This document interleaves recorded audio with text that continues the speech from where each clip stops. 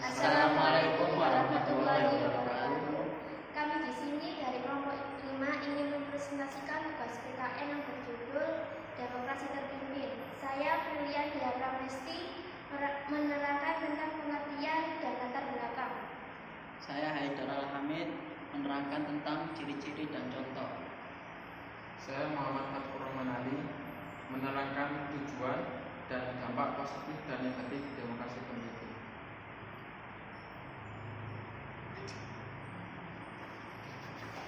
Latar belakang. Sebuah sistem demokrasi yang dimana seluruh keputusan dan pemikiran berpusat pada satu pemimpin negara. Demokrasi berasal dari kata Yunani, demos dan kratos. Demos artinya rakyat dan kratos artinya pemerintahan. Maka demokrasi adalah sistem pemerintahan yang menitik beratkan kekuasaan pada tangan rakyat. Sedangkan terpimpin adalah sistem di mana ada satu pimpinan yang menentukan segalanya, tetapi bukan otoriter. Demokrasi terpimpin ada sejak 5 Juli 1959. Dan sejak itu ada dikeluarkannya dekret presiden yang dikeluarkan oleh Presiden Soekarno pada tanggal 5 Juli 1959 dan demokrasi terpimpin berakhir pada tanggal 11 Maret 1966 ketika Presiden Soekarno lengser dan digantikan oleh Presiden Soeharto. Demokrasi terpimpin dari segi keamanan nasional, terdapat banyaknya gerakan separatisme yang terjadi pada demokrasi liberal dan penyelewengan terhadap negara. Yang kedua, segi perekonomian. Sering terjadi pergantian kabinet pada masa demokrasi liberal yang menyebabkan kegiatan kabinet tidak berjalan dengan lancar. Segi politik, konstituante gagal dalam menyusun undang-undang yang baru. Diadakannya pemungutan suara untuk ditetapkannya Undang-Undang 1945, diikuti oleh seluruh anggota konstituante. Pemungutan suara diadakan karena adanya pro dan kontra. 296 orang setuju kembali kepada Undang-Undang Dasar 1945 dan 119 orang tidak setuju kembali kepada Undang-Undang 1949. Demokrasi terpimpin ini merupakan bentuk pelaksanaan dari dikeluarnya dekret Presiden 5 Juli 1959 yang isinya 1. Tidak berlaku kembali UUD 1950, berlakunya Undang-Undang Dasar 1945, dibubarkannya konstituante dan membentukkan MPRS dan DPAS. Materi selanjutnya akan diterangkan oleh teman saya, Haidar Al-Hamid. Di sini saya akan menerangkan tentang ciri-ciri dan contoh demokrasi terpimpin. Demokrasi terpimpin yaitu ada 5. 1. Kekuasaan presiden mendominasi. Kekuasaan presiden mendominasi yaitu salah satu akar sebab adanya beragam penyimpangan demokrasi terpimpin, yaitu karena asas presidensil yang dianut pada sistem demokrasi ini, di mana asas ini menempatkan kekuasaan presiden di atas kekuasaan segalanya di pemerintahan Indonesia. Dengan berlakukan sistem demokrasi terpimpin, maka akan secara otomatis presiden kala itu yaitu Ir Soekarno sudah menjadi orang yang mempunyai kekuasaan tinggi. Inilah mengapa terpicu sebuah masalah kesenjangan yang kian merajalela, di mana bahkan kesenjangan ini mampu mempengaruhi beragam kinerja dari pemerintah dan sistem kerja dari kabinet RI. Waktu itu, presiden yang kala itu sudah dinyatakan sebagai seseorang yang mempunyai kekuasaan tertinggi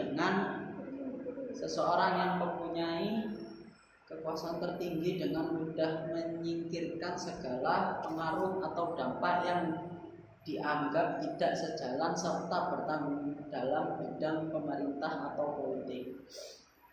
2. Yaitu partai politik penggerakannya dibatasi. Partai politik ini masa demokrasi terpimpin disahkan, yaitu masa di mana partai politik tidak lagi mempunyai kebebasan dan bahkan dibatasi penggerakannya, bahkan hingga pengambilan jabatan dalam pemerintahan kala itu lagi diambil dari anggota partai politik. Bahkan partai politik kala itu hanya mengemban peran dalam mendukung presiden serta kebijakannya. 3. Yaitu menguatkan perang militer. Benteng pertahanan kala itu memang dioptimalkan, di mana peranan militer begitu sangat diandalkan, di mana para militer itu dibekali kekuatan senjata dan sebagai tembok perlindungan. Bahkan kemiliteran mampu menguasai komando dari lembaga pemerintahan. 4. Yaitu paham komunis yang kian berkembang. Karena terdapat beberapa dasar dari perkembangan landasan demokrasi terpimpin memberikan dampak perkembangan dari partai komunis yang sangat gencar dan cepat. Ini dinyatakan dan dibuktikan dari hubungan timbal balik yang berkesinambungan antar PKI dan Presiden Soekarno. Namun PKI juga mempunyai jasa, di mana Soekarno kala itu dinobatkan sebagai presiden seumur hidup. Yang kelima yaitu keberadaan pers terkekang. Penyaluran dari aspirasi yaitu sebuah tugas utama dari adanya beragam pers yang berkembang hingga saat ini, di mana aspirasi politik akan dilaksanakan dari pers. Namun beberapa oknum sudah menyegeli dan membatasi kebebasan dari pers untuk menyalurkan hal itu pada masanya, hingga bangsa Indonesia terkenal dengan menutup diri di kala itu. Oke, selanjutnya akan dijelaskan oleh Ali. Di sini saya akan melanjutkan tentang tujuan dan dampak positif dan negatif dari demokrasi terpimpin.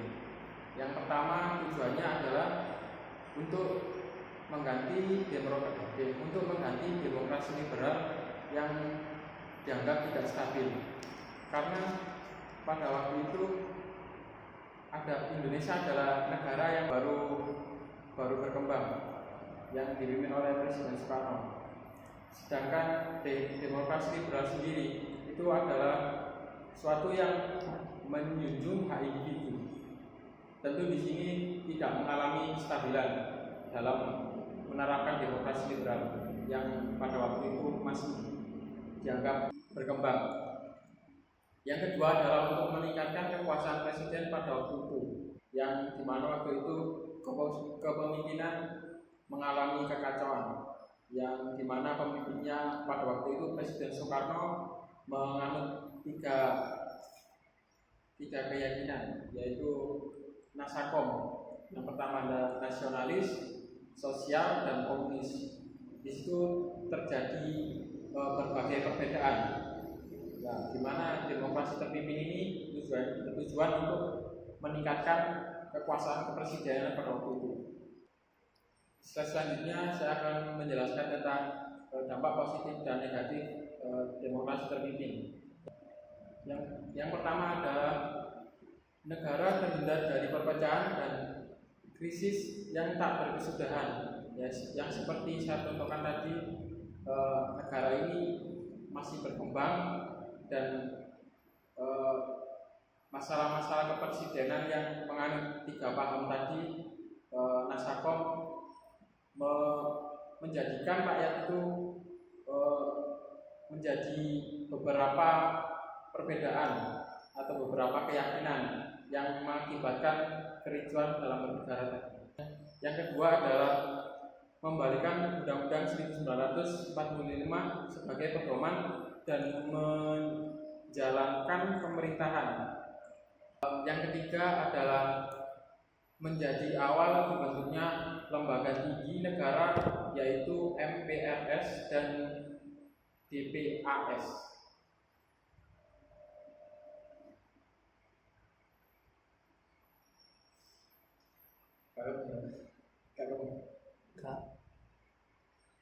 Yang selanjutnya adalah dampak negatif. Nah, dampak negatif yang pertama adalah Presiden, MPR, dan lembaga tinggi negara lainnya memiliki kekuasaan yang besar, sehingga timbul potensi penyalahgunaan kekuasaan. Nah, sekarang dicontohkan kalau demokrasi terpimpin diterapkan pada masa sekarang, maka kekuasaan tertinggi terdapat pada kepresidenan. Nah, otomatis DPR atau lembaga-lembaga tinggi lainnya berpotensi menyalahgunakan kekuasaan tersebut. Sekarang saja kalau DPR, MPR, dan lembaga tinggi lainnya masih banyak yang menyalahgunakan kekuasaan, apalagi diterapkan demokrasi terpimpin, malah akan semakin banyak lagi. Yang ketiga adalah memperlakukan fungsi militer, sehingga militer dapat ikut berpolitik. Nah, apa fungsi militer dapat ikut politik? Nah, di sini akan terjadi sepihak. Kalau semisal pencalonan presiden atau pencalonan wakil gubernur atau gubernur, ketika ada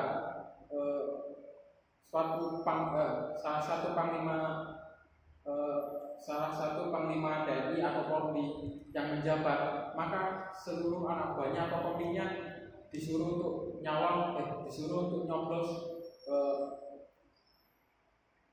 nyoblos panglima tersebut, karena di situ terbentuk suatu golongan. Kenapa Polri dan TNI tidak boleh terlibat dalam suatu politik? Nah, di situ itulah presentasi dari kelompok kami. Kurang lebihnya saya mohon maaf. Assalamualaikum warahmatullahi wabarakatuh.